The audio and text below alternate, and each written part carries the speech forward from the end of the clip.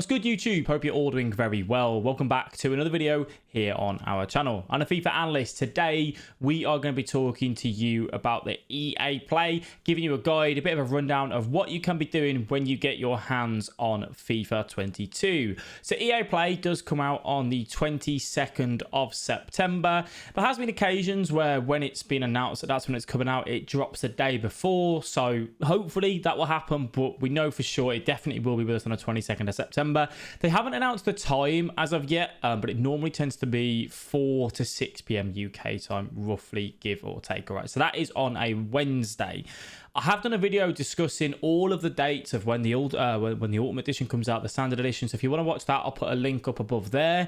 With regards to the web app, we may be seeing the web app the day before on the 21st, or it will be seen on the same day, the 22nd. There has been talks recently of the web app dropping a little bit earlier, a few days before, but nothing has been confirmed on EA's end as of yet. So first of all, EA Play, I've already explained in previous videos how it works and how you can get hold of it and use it for this month, but you get 10 hours of the full game. It's just a 10-hour trial, but it is the full game, right? And you can use this up until when the Ultimate Edition comes out on the 27th. EA Play has been confirmed that if you are on a next-gen console, you can actually get 20 hours. Unbelievable, right? Bonus. Reason for this is that there's two versions, obviously, of FIFA at the minute. There's the new gen version and there's the old gen version. If you're on new gen, you have the ability to download the old gen version of FIFA 22. So what I'd recommend is when it comes out and you're on your EA Play kind of hub and it says FIFA 22, then I'd recommend, I don't think I've got EA Play on here, no I haven't, I'd recommend using FIFA 22 next gen first, use your 10 hours on that, and then download, if it's a separate download directly on there, the old gen version to carry on using those hours if you want to. There are glitches on Xbox where you tend to be able to buy EA Play on a different account, so on a second account, and then just sign into your main account basically and then carry on, but obviously you're paying then the extra one. But you can get the 20 hours and that is confirmed, and that'll be the same on PlayStation 5 for you to do that going back to the PlayStation 4. So that is a bonus for next gen players. Old gen players, if you're on Xbox, you probably want to do the sign out method by on a different one. On PlayStation 4, you've got 10 hours basically. That kind of is how it goes. So my first big tip when you are on FIFA 22 on EA Play, right? Let's say you're in these menus right now. You're going to go to the loo. You're going to go get a sandwich. You're going to go and watch FIFA Analyst YouTube video. Whatever you're going to do, if you are stepping away from the game for, 5 minutes or even a minute, I suppose, depends on how long the load up time is, make sure, and you have to do this, do not just turn your console off. You need to have it loaded up and then press your options and quit. It's the same on PlayStation as well. And fully close down the application. If you have FIFA 22 with EA Play open and you turn your console off, it can still take away those hours, especially when you have your console in the quick startup mode where it doesn't fully turn off, if that makes sense. You will be losing hours. So please, please, please make sure you don't fall into that. Otherwise, you're losing hours essentially for nothing. So remember that. Ladies and gentlemen, just a quick one. If you are enjoying the video, please do leave a like and subscribe to the channel. We do stream over on twitch.tv/FIFA Analyst. A link is in the description for that. If you are interested, come on over, say hello, and let's all get ready for FIFA 22. Now, you've logged on to EA Play, you've logged on to FIFA 22, you've made your club, you've gone through your starter stuff. I've already done a separate video talking about what to do at the start, how to kind of get a team and start to get some cards into your club. You've had your welcome backpacks, all that sort of stuff. What can you do? An easy way to generate coins is to do squad battles. It gives you a chance to get used to the game, not come up against any sweats, because obviously you're playing against the AI, and actually a really good way to generate coins for your club, packs for your club when we get our rewards, depending on how the reward system works. So squad battles, if it's still on a Monday, if not, it might be instant. It all depends on how EA are going to do that for squad battles, but it can be a really good way.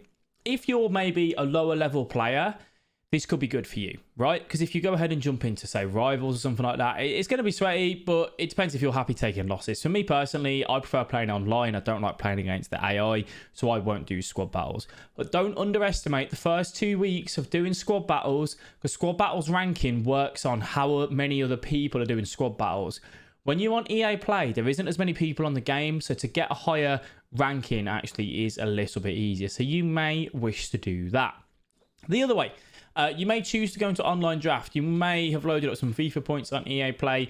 You may want to go ahead and enter some drafts. One of the things that you can kind of remember when you are doing this, it is really, really sweaty at the start of the game on drafts, purely because all the pros are on, all the competitive players are on. Draft is one of the best ways to make coins at the start. You know, people put on their FIFA points, they do drafts. It's a great way to test out cards, get an understanding of what you like, you know, the cards that you enjoy, try different formations, see what's strong, all that sort of stuff. But it is very, very sweaty. I would recommend, if you can make it to the second round consistently, feel free to have a go at drafts. If you think you're going to get first rounded quite often, then I'd probably wait a couple of weeks before jumping onto drafts if you are spending FIFA points on that. People are asking me as well, and I put this in here, what should I do with my 4,600 FIFA points that I get from the Ultimate Edition, which you get on the 27th, I believe. You don't get it on the 22nd, you get it when you load up the Ultimate Edition for the first time. I'd recommend probably opening 3,000 points worth of packs with 150 points, FIFA points that you can do the 7.5k packs, because a lot of things will sell. I'll just show you them here. A lot of them will sell. At the start of the game, opening the 7.5k packs with 150 FIFA points, you don't get any of the extra packs, let's say, you know, like the 15k, 25k packs. You don't get them for a while on FIFA, so you have to go with these ones. But at the start of the game is the best time to open them, because your 82 gold rares from the Premier League, from the main leagues, you know, an 84 rated card here and there, they sell for a lot of coins. You know, if you pack a Martial, he sells for a lot. If you pack an Allen, they sell for a lot, right? So you get the idea there. So maybe open 3,000 points worth of packs, and you can then use that to go ahead and build onto your team. If you pack a main league player, top 5, so Premier League, Serie A, all that sort of stuff, and you know they're meta and they're going to be used, do not sell them before the game is officially out. Wait probably just before the first weekend league. That's when cards kind of tend to get to their peak, because everyone's getting ready to spend their money, get their teams put together, and cards do take a bit of an increase on there. If you want the immediate coins now, then obviously you can do, but do just bear that in mind and do your own research when it comes to that as well. But I'd recommend opening some packs. If you're a top level FIFA player, you probably want to just spend the majority of it on drafts. It's one of the easiest ways to get those 50k packs, those 100k packs, when you can go ahead and win the games in drafts and win the final, obviously, all the way, which is a bonus for you. Division Rivals, obviously the whole ranking system to Division Rivals has changed on FIFA 22. I've done a video on that. It's still a little bit confusing, but it's going to be a good way to make some coins and kind of get through, because there's loads of packs in there as well. Rivals at the start will be unbelievably sweaty, because everyone starts in Division 10, everyone. There's no placement games. Players can make their way from Division 10 to Division 5 quicker by winning multiple games on the bounce. You know, they can skip certain ranks and that sort of thing. If you are, again, a player that doesn't feel too confident in your ability, I would highly recommend leaving Rivals, you know, for the first few days of EA Play. Maybe just a day or two, and then go in and kind of, you know, give yourself a few games and kind of get into there. But definitely, if you are worried about, you know, the competition in there, just give yourself a bit of time, play a game here and there, but don't go ahead and sweat them all out too much. Obviously, if you are confident in your ability and you feel good and you know what you're doing, go ahead and get through Rivals as quick as you can. Try and get to that elite division, because there will be some great rewards and great coins available for you there as well. When it comes to team building, a lot of people will be umming and ahhing about, oh, do I buy this card because it's a meta card and it's going to lose value, you know, it's going to go down, or, you know, and all this sort of thing. It's too expensive. You know, you buy Martial for 150k, he will go down over time.